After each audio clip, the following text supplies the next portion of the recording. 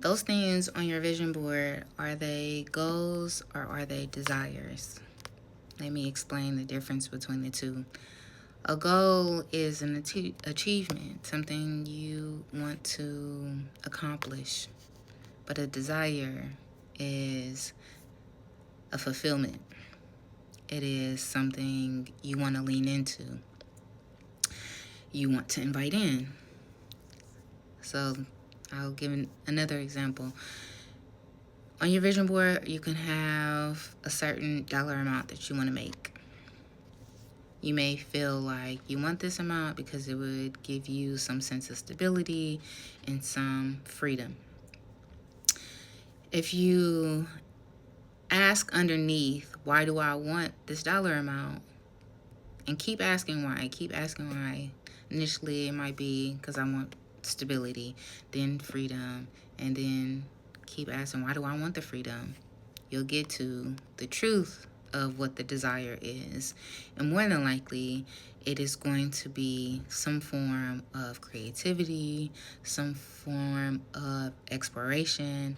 And those are things that money cannot buy, but we can focus on the money because we are crafty in the ways that we get our needs met, and thinking that if I have this dollar amount, this is how I can provide certainty behind my true desire, while never acknowledging what I truly desire and saying what I really want, because that's vulnerable, that's tender. There's a possibility of not getting it. And so instead of leaning into that vulnerability, we would rather say what's safe, and that is the money.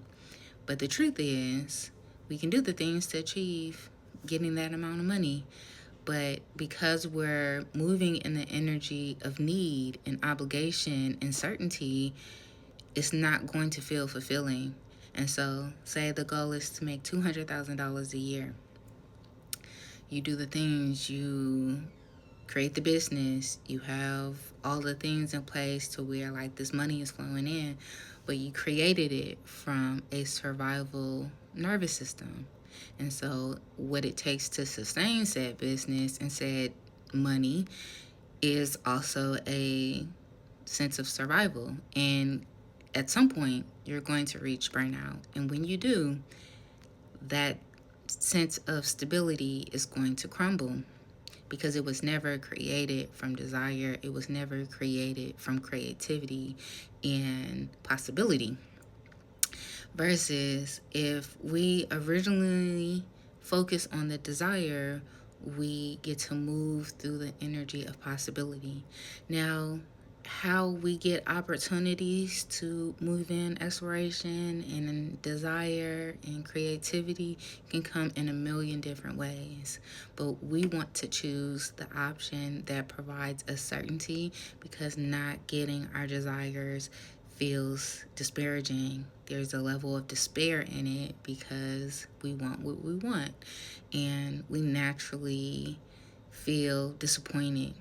And so instead of working through the grief or the disappointment or the hardship that comes with that vulnerability of moving through desire, we cut it off and say, I don't want to feel disappointment. I want the certainty that my desire is going to be met.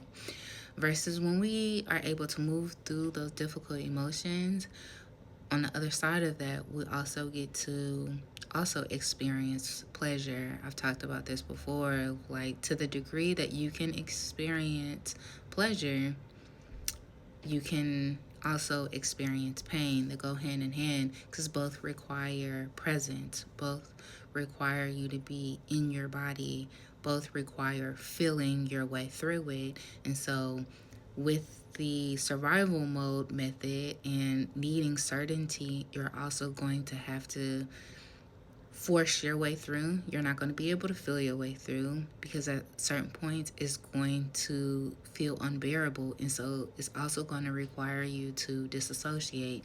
It's also going to require you to numb out how you truly feel, because if you were really present in it and really felt your way through, you would feel how it is not actually in alignment with your true desire. And so you disconnect from your feeling, you disconnect from your body.